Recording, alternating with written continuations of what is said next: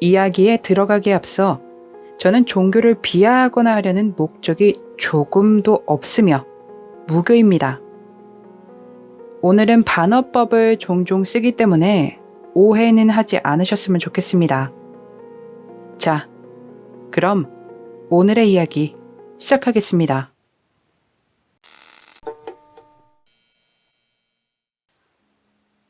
두 남매는 엄마와 갑작스럽게 아이다호로 이사를 진행하고 이사 다음 날 체드 데이블이라는 남성과 결혼을 했습니다.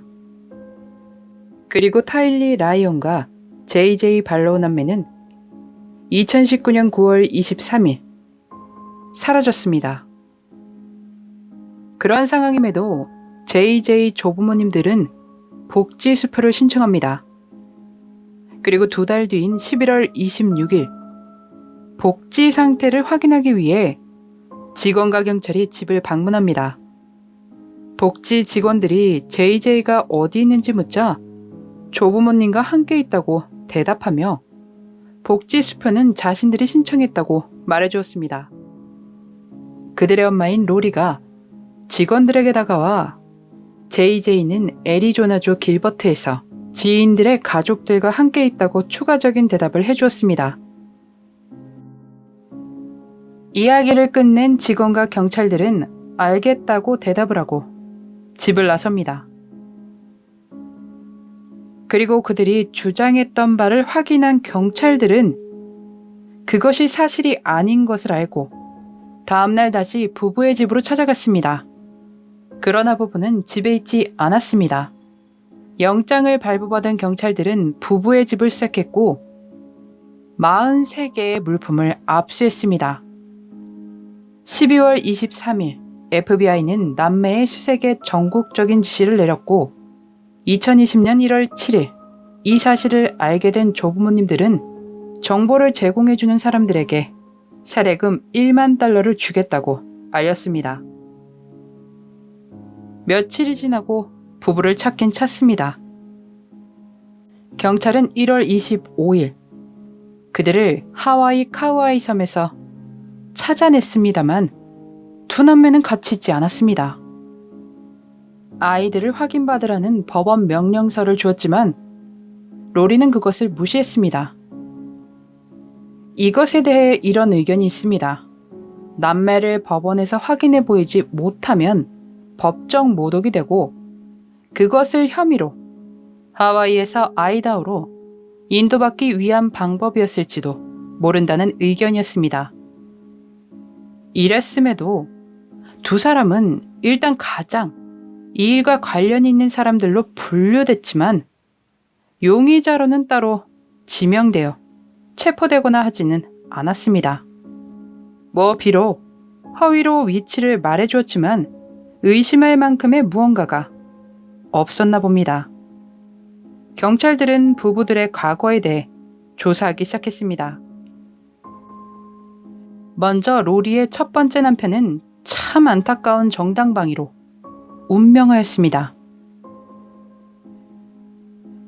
2019년 7월 11일 전 남편은 로리의 형제와 어찌저찌 싸우게 됐고 그가 도구를 사용하자 로리의 형제인 콕스는 자기 방어를 했습니다.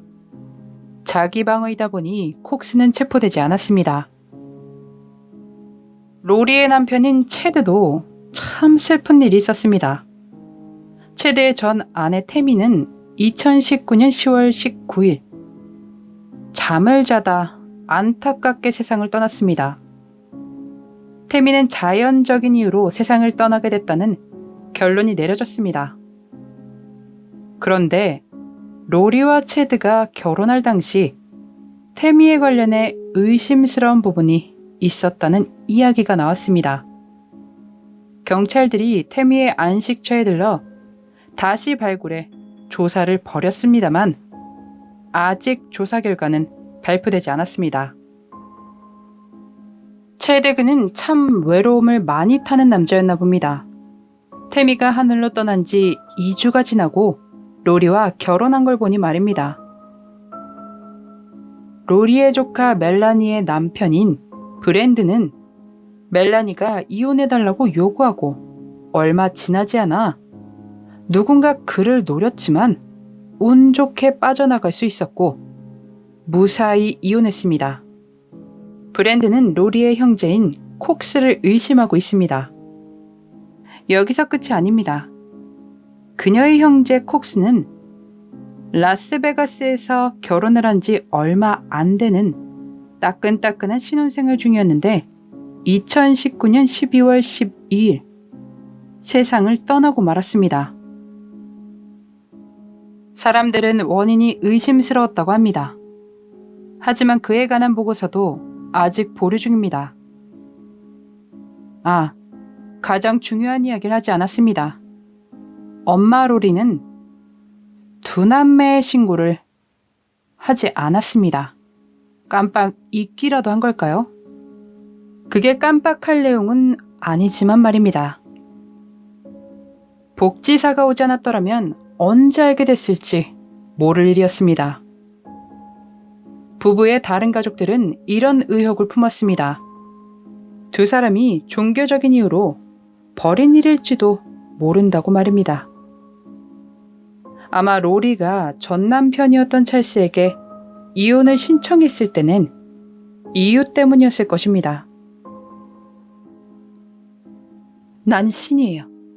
2020년 7월에 올 두 번째 그리스도가 내려올 때 함께할 신이란 말입니다. 네, 자신이 신이라고 했습니다. 당신, 나를 방해하면 가만 안 둬. 난 나를 도울 천사가 있거든. 로리는 찰스에게 자신을 내버려두라고 말하며 자신의 주변엔 자신을 돕는 천사가 있다고 말했습니다. 이혼 신청의 이유에는 정말 다양한 사유들이 있는 것 같습니다. 찰스 역시 로리가 종종 영적인 무언가에 사로잡혀 있을 때가 있다고 주장했었습니다. 참 이 부부는 운명의 짝인지 현재 남편인 체드 역시 심상치 않은 인물이었습니다. 그는 어릴 적부터 사고들이 좀 많았었는데 스키 사고로 부상을 입거나 날아오는 골프공에 맞을 뻔하거나 높은 곳에서 다이빙을 하다 바닥까지 내려가 큰일이 날 뻔하거나 이런 과정에서 그는 뭔가 에너지 같은 것들을 느꼈었나 봅니다. 영적인 것들에 대해 더 깊게 생각하고 느꼈습니다. 2000년에는 꿈을 계속 꾸는데 뉴욕 쌍둥이 빌딩에 불타오르는 꿈을 지속적으로 꾸었답니다. 그리고 1년 뒤에 실제로 일어난 일은 그에게 굉장히 충격적이었습니다. 꿈을 꾼 대로 그대로 일어났으니까요. 게다가 부부는 남매가 사라지기 1년 6개월 전에 들어간 종교 집단이 있었습니다. 이런 모든 부분들이 사람들의 의심을 사게 만들었을 것입니다. 찰스의 여동생은 이것을 컬트라고 불렀습니다. 로리의 전 남편의 여동생은 로리가 원래 신앙심이 깊었지만 최근 급작스레 종말에 집착하기 시작했다고 말했습니다.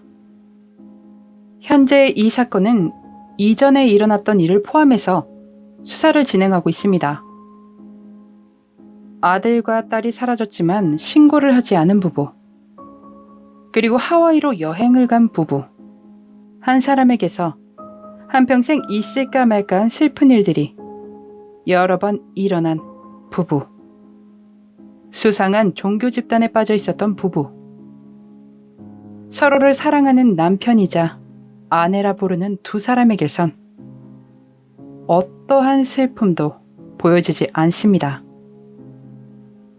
아니면 너무 슬퍼서 드러내지 않기 위해 꼭 참고 있기라도 한 걸까요? 여러분들이 보시기엔 어떠신가요? 두 남매가 제발 무사하다고 믿고 싶습니다. 혹시 미국에 사시는 분들 중에 비슷한 사람을 목격하셨다면 이 번호로 연락해 주시길 바랍니다. 너무나 수상한 부분이 많은 부부의 그날의 미스터리, 현재 진행형 사건이었습니다.